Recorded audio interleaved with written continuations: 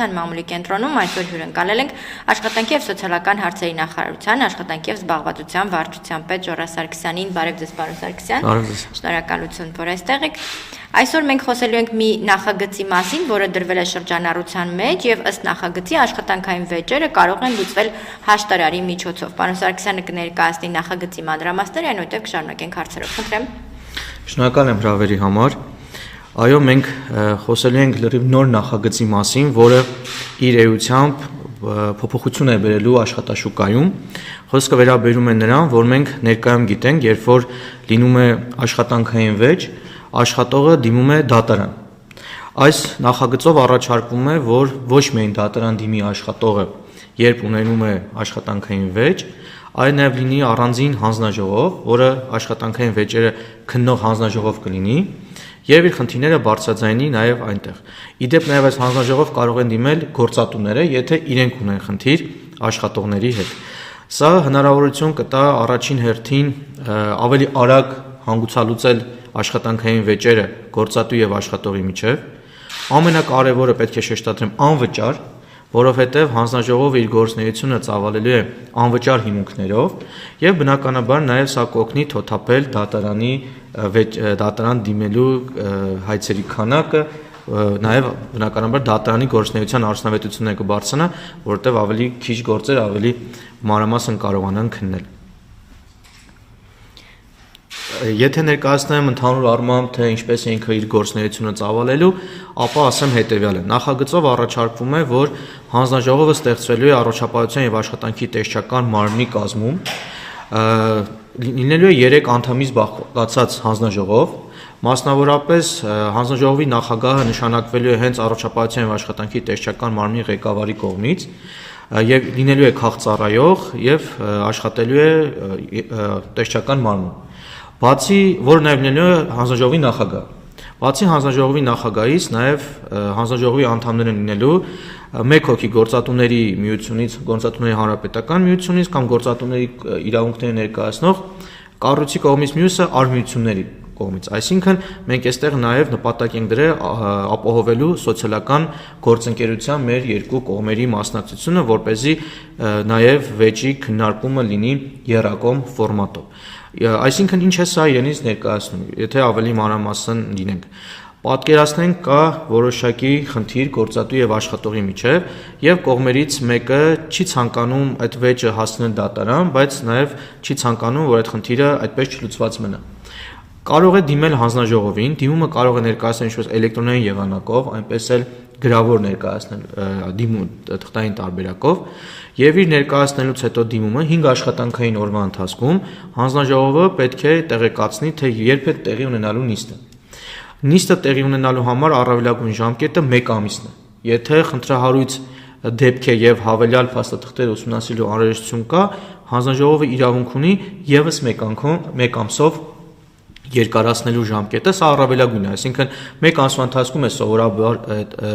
հանձնաժողովի նիստը կայանալու, բայց եթե անհրաժեշտություն լինի հավելյալ փաստաթղթեր պահանջելու, վկաների հրավիրելու, որովհետև այդ հնարավորությունը եւս ունի հանձնաժողովը, միգուցե եւս մինչեւ 1 ամսով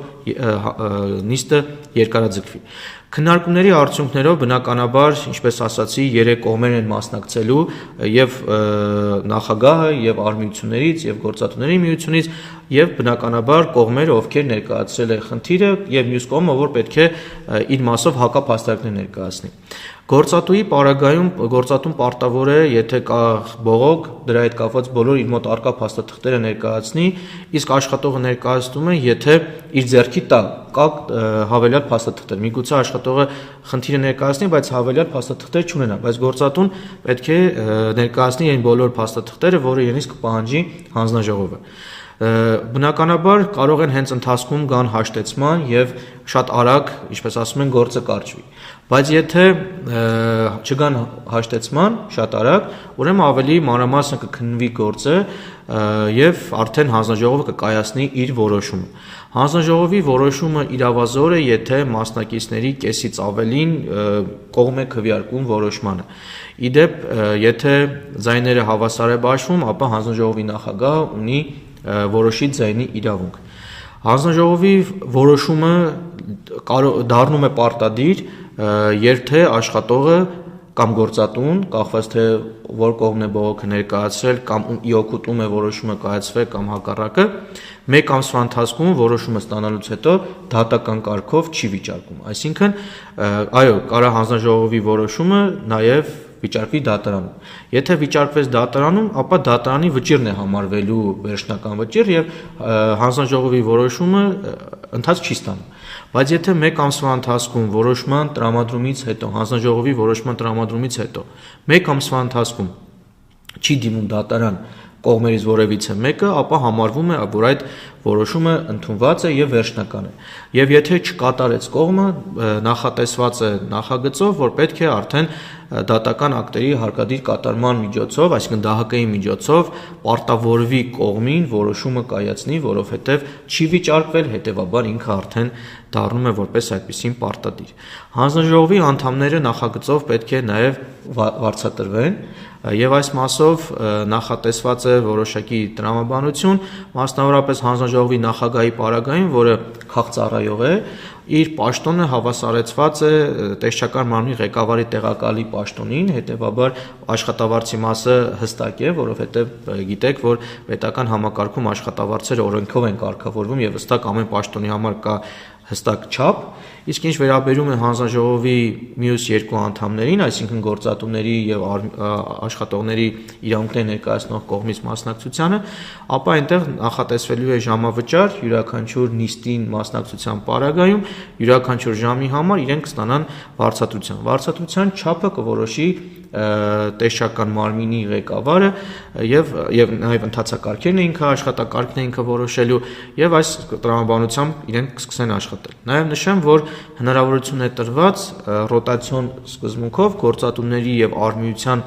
կողմի ներկայացուցիչների մասով հանձնաժողովի անդամների փոփոխություններ իրականացնել, դա ներկայացնում է տեխնացության փոփոխությունը գործատուների կամ արմիության կողմը եւ արդեն հանձնաժողովի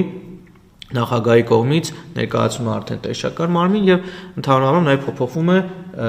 կողմը, այսինքն հանձնաժողովի նախագահը չի փոփոխվում, որովհետեւ նա քաղծառայող է եւ հանձնաժողովն է մշտական գործող կառույց է լինելու,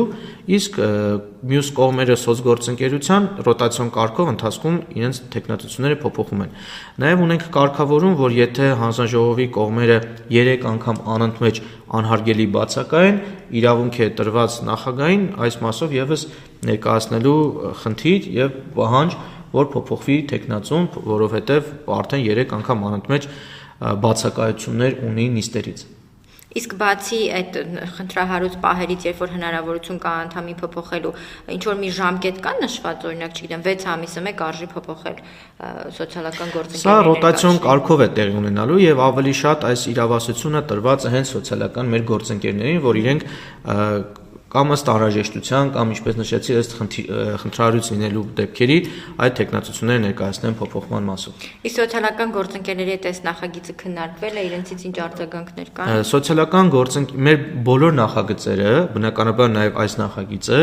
ուղարկվել է իրենց կարծիքի, հիմա տեղադրված է իդրաֆտ հարթակում, մենք բոլոր շահագրգիռ կողմերի կարծիքների հավաքագրման փուլում են գտնվում, միգուցե նաև քննարկման արդյունքներով որոշակիորեն նախագիծը, որ այս պահին ձեզ ներկայացնում եմ, ենթարկվի փոփոխությունների, որովհետև սա բնականon գործընթաց է, երբ որ շրջանառվում են նախագծերը, ստանում ենք կարծիքներ, ամփոփում ենք եւ որոշակի շտկումներ ենք իրականացնում։ Այո, այս պայմաններությամբ նախագիծը նաև իրենց է տրամադրված կարծիքի, բնականաբար քննարկումներ են իրականացվում եւ միգուցե նաև իրենց առաջարկների հիման վրա որոշակի փոփոխություններ կլինի, որովհետեւ իրենք կողմ են եւ ակտիվ ամբողջական մասնակցություն են ունենալու այս process-ներին, որից հետո արդեն կներկայացնենք կառավարություն, հետո նաև կառավարության կողմից հավանության արժանանալու պարագայում ազգային ժողով։ Քանի որ ֆինանսական ոլորտում ունենք հաշտարարի այդ ինստիտուտը, կարող ենք ասել, որ նույն մոդելով է աշխատելու սա նույն տրամաբանության մեջ։ Այո, տրամաբանորեն, եթե դիտարկենք ֆինանսական համակարգի հաշտարարի գրասենյակը եւս չէ,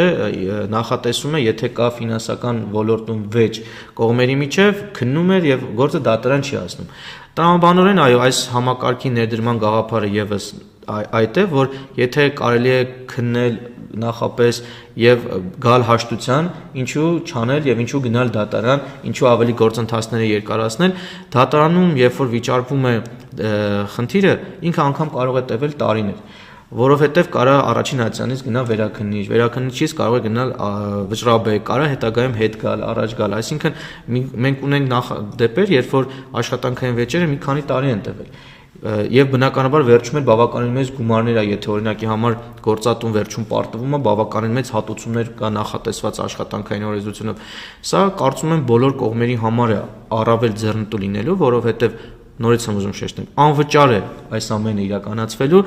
եթե գործատուն է դիմում ինքն է չի վճարելու, եթե աշխատողն է չի վճարելու, այսինքն որևիցե մի կողմի համար նախատեսված չէ որևիցե վճար, եթե կա այս հանձնաժողովին դիմելու անհրաժեշտություն։ Այսինքն մի կողմից փաստորեն եւ դատական համակարգի ծանրաբեռնվածություն է թեթևացվում, մյուս կողմից էլ այն մարդիկ, ովքեր որ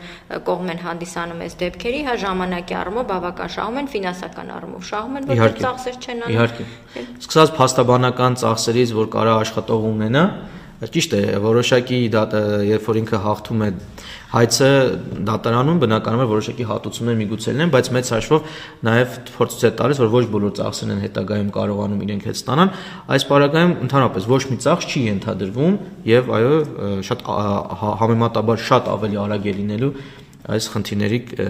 քննումը եւ հաշտեցման առաջարկ ներկայացնելը։ Քանի որ առողջապահության եւ աշխատանքի տեսչություն ունեինք եւ աշխատանքային հարցերի դեպքում դիմում էինք տեսչությանը, հիմա ինչով է տարբերվելու այս հաշտարարը։ Նկատի ունեմ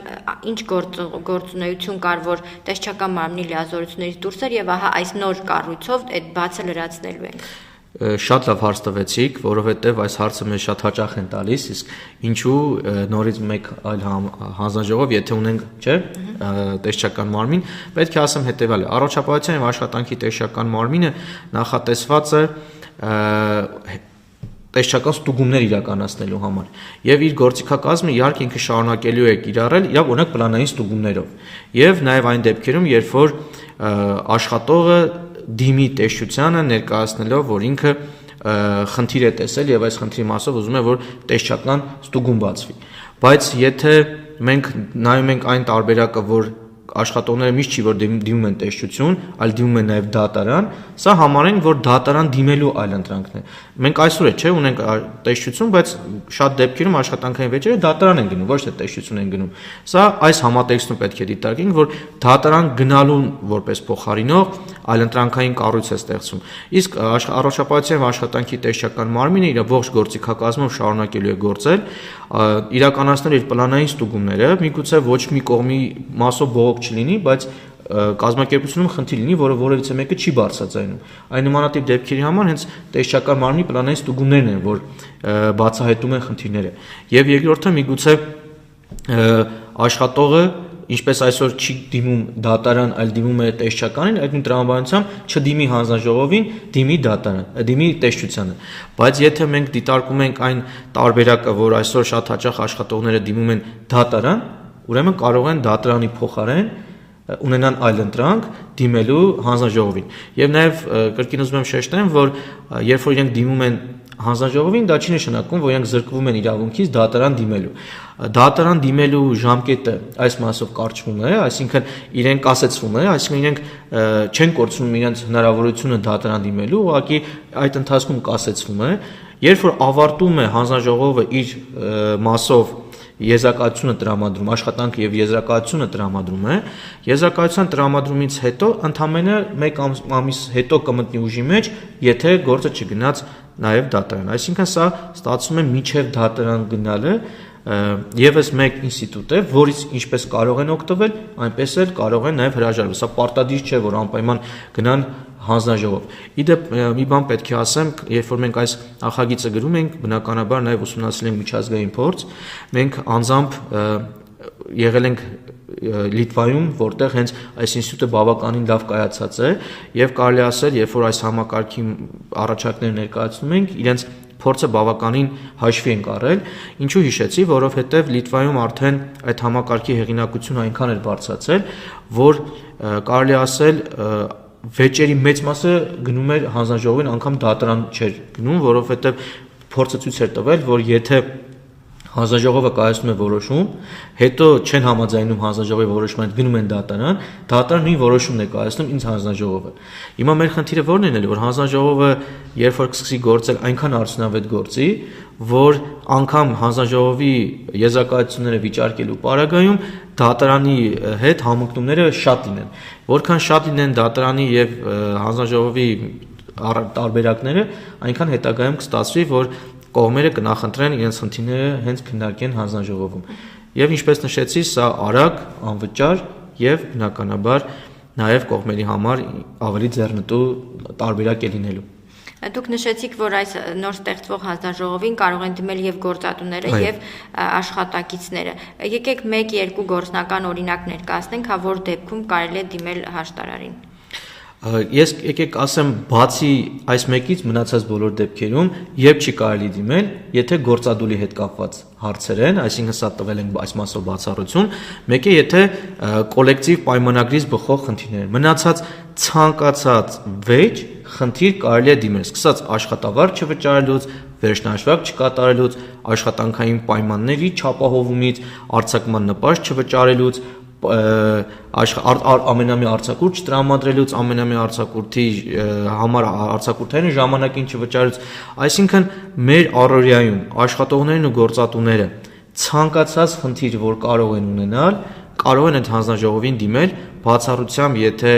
գործադուլի հետ կապված հարցեր են եւ երկրորդը եթե կոլեկտիվ պայմանագրից բխող խնդիր է։ Այս երկուսի մասով է, որ նախատեսել ենք բացառություն, որ հանձնաժողովը չի քննելու։ Մնացած բոլոր խնդիրները գործատու աշխատող այս հանձնաժողովի քննման տիրույթում է գտնվում։ Իսկ գործատուի պարագայում ինչ կարող է օրինակ աշխատողը չի կատարել աշխատանքային պարտականությունները, հա, ինչ որ այո, չի կատարել, չի ներկայանում աշխատանքի կամ օրինակի համար վերջնահաշվարկի արդյունքում պարզվել է, որ աշխատողը պետք է գումար վերադարձնի գործատուին։ Լինում են դեպքեր, երբ որ աշխատողի պարտավորությունները ավելին են, քան օրինակ վերջնահաշվարկի արդյունքում գումարը, որ պետք է գործատուն կարողանա պահումներ կատարի։ Եվ այստեղ իր մոտ է խնդիրներ առաջանում։ Կամ օրինակի համար պայմանական գործատուն ապահովում է բոլոր առողջ անվտանգ պայմաններով, բայց աշխատողը անփութությամբ այդ ամենին վերաբերում եւ իրականում վերջնական արդյունքում կարող գործատուն խնդիր ունենա, եթե աշխատողը չհետևի հրահանգներին, բայց այն դեպքում, երբ որ գործատուն ամեն ինչ ապահովում է, որ աշխատողի պայմանները համապատասխան լինեն այդ աշխատանքներին, բայց աշխատողն է հրաժարվում հետևել այդ ընթացակարգին։ Կամ մենք նաև չմոռանանք, որ գործատուն ունի գործիքակազմ կարգապահական տույժ կիրառելու։ Երբ է կիրառում կարգապահական տույժ, երբ որ աշխատողը կատարում է որոշակի կամ ներքին կարգապահական կանոնների մասով բացթողումներ կամ աշխատանքային գործունեության ընթացքում որոշակի բացթողումներ, եւ սա եւս մեկ հարթակ է, երբ կարող է գործատունի խնդիրը բերել, ներկայացնել եւ հանձնաժողովի որոշման արդյունքում իրեն կարողանան ավելի բարեդիացիական շարունակել իրար հետ աշխատել։ Իրականում, այո, եթե կրկին նայելով միջազգային պրակտիկան, հանձնաժողովը ավելի շատ դիմելու են եւ մեծամասն դիմելու են աշխատողները, բայց նաեւ ուզում եմ կրկին շեշտել, որ չի բացառում նաեւ գործատուների կողմից բողոքի կամ խնդրի ներկայացնելը հանձնաժողովին։ Պարոն Սարգսյան, քանի որ այս նոր կառույցով պայմանավորված մինչ այդ էլ որ տեսչական մարմնին դիմում էին, հա, այդ հոսքերի մի մասը գնալու է դեպի հաշտարարի ինստիտուտ, փաստորեն տեսչական մարմնի մոտել է ծանրաբեռնվածությունը թեթևանալու։ Սա որքանով կնպաստի իրենց աշխատանքի արդյունավետության բարձրացմանը, ինչպես նաև բոլոր իրենց այդ գործառույթները, հա, պլանային ստուգումներ եւ այլն, այդ ամեն ինչը բոլորը պահպանվելու է։ Այո, բոլորը պահպանվելու է։ Պլանային ստուգումների մասով ծավալները միգուցե ավելանան են, որովհետև իրենք հավելյալ ռեսուրս կունենան եւ կուղեն պլանային ստուգումներին, հետեւաբար տեսչականի մասով պետք է ասեմ ոչ թե ծավալները կնվազեն, այլ եւ թիրախը կփոխվի։ Հիմա իրենք ինչ են անում, եւ պլանային ստուգումներ են բավականին անում եւ նաեւ բողոքների ստանցման դեպքում միանգամից վարույթ են հարուցում։ Այս պարագայում իրենց պլանային ստուգումները բնականաբար կշարունակեն եւ եթե ռեսուրս ազատվի, բնականաբար նաեւ կավելացնեն պլանային ստուգումները, իսկ ընթացիկ իրենց այդ վարույթները, որը բողոքի հիման վրա են հարուցում, միգուցե դրա կարիքը չլինի, որովհետեւ արդեն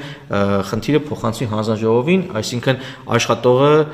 միանգամից այդ տարբերակը նախընտրի, ոչ թե բողոք ներկայացնի տեսչականին, այլ դիմում ներկայացնի հանձնաժողովին, որ ցանկանում է հանձնաժողովում խնդիրը քննարկվի։ Հիմա քանի որ ներկայացված է նախագիծը քննարկման, հանրային քննարկման, պիտի խնդրեմ ներկայացնեք հաջորդիվ ինչ ընթացակարգեր են սպասվում։ Ընթացակարգերը հետևյալն են։ Նախագիծը այս պայն դրված է հանրային քննարկման իդրաֆտում, հիմա մենք կարծիքների ակտիվ հավաքագրման փուլում ենք գտնվում, մոտարապես տևում է 10 աշխատանքային օր, դրանից հետո մենք ամփոփում ենք բոլոր կարծիքները, եթե անհրաժեշտություն է լինում նաև քննարկում ենք անում, եթե ոչ ուղղակի ամփոփում ենք անփաթերթ են կազմում կարծիքների հիման վրա եւ ուղարկում ենք արդեն Արդարադատության նախարարության փորձագիտական եզրակացության դրանից հետո որը տևում է մոտարապես 15 աշխատանքային օր դրանից հետո արդեն ներկայացնում ենք կառավարություն եթե կառավարությունը հավանության է արժանացնում նախագիծը ուղարկվում է արդեն ազգային ժողով ազգային ժողովում էլ եթե ընդունվում է ապա նախատեսված է որ ընդունվելուց հետո 6 ամիս հետո մտնելու է ուժի մեջ եւ ուժի մեջ մտնելուց հետո ինքը վերաբերելու է միայն այն դեպքերին որոնք ի հայտ կգան օրենքի ուժի մեջ մտնելուց հետո այսինքն եթե մինչեւ օրենքի ուժի մեջ մտնելը եղել են որոշակի խնդիրներ այդ մասով հանձնաժողովը չի կարող ընդունել որպես իր մոտ քննման առարկա։ Այսինքն հետադարձ ուժ չի ունենում, էլի դրանից հետոյի դեպքերին է վերաբերելու։ Շատ լավ, այսինքն գործնականում կարող ենք ասել, եթե ամեն ինչ ընթացակարգ ինչպես նախատեսված է գնա, հաջորդ տարվա կեսերին մենք արդեն գործնականում կունենանք։ Այո, ուժի մեջ մտնելով ստացվում է, եթե հաշվի առնենք, որ միայն ուժի մեջ մտնելը նախատեսված է 6 ամիս հետո նախագծով։ Իհարկե կարող է քննարկման արդյունքներով անգամ ժամկետում էլ ուժի մեջ մտնելու փոփոխություն լինի, բայց այս բանին ներկայացված նախագծով 6 ամիս հետո է ուժի մեջ մտնելու եւ ամենահամեստ հաշվարկներով մոտարապես 9 ամիս կտևի, այսինքն մի 3 ամիս կտևի կարծիքների հավաքագրելը, ներկայացնելը Արդարադատության նախարարություն, կառավարություն, ազգային ժողով, այդ process-ներից հետո եթե ընդունվեց եւս 6 ամիս հաշվի առնելու համար որ համակարգը պետք է ստեղծվի, պետք է նախագահը ընդունվի աշխատանքի, պետք է քարտուղար լինի, որտեղ նաեւ քարտուղար ինստիտուտն է նախատեսված, ով այդ ամբողջ գրագրությունն է անելու, թղթաբանությունն է անելու, փաստաթղթերն է վերցնելու, օրն է դնելու, հետադարձ կապ է հաստատելու, այսինքն ինքը 0-ից ստեղծվող չասենք կառույց, որտեղ առողջապահության եւ աշխատանքի տեսչական մարմնի ենթակայության տակ է նախագծով առաջարկում, բայց ինքը լրիվ 0-ից ստեղծվող հանձնաժողով է լինելու, նմանատիպ ուղղություն մենք Հայաստանի Հանրապետությունում չենք ունեցել, սա լրիվ նոր մոդել է, որպես այդպեսի ներդրվում, հետեւաբար մեզ էլ է որոշակի ժամանակահատված պետք, որ կարողանանք այդ ամեն ինչը դարձնենք ինստիտուցիոնալ մակարդակի։ Ամեն դեպքում հաջորդ տարվա երկրորդ կեսին հավանական համարում եք, որ գործնականում կսկսի աշխատել։ Այո, եթե նշածս ընթացակարգերում որևիցե փոփոխություններ տեղի չունենան, այո, շատ հավանական է, որովհետև տրամաբանորեն դրան է տանում ընթացակարգերը։ Շատ լավ, լրագրողներից խնդրում են ճշտել երկու կողմի համաձայնությունն է պետք դիմելու համար, թե միայն աշխատողը կարող է որոշել ու դիմել։ Իհարկե, մի կողմի որոշումը լրիվ բավարար է դիմելու համար։ Մյուս կողմը արդեն այդ դեպքում իրազեկվում է, որ իր մասով կա հանձնաժողովին տրված դիմում եւ ինքը պարտավոր է մյուս կողմը ներկայանա։ Իդեպ կար անգամ ինքը չներկանա, իր ներկայացուցիչը ներկանա։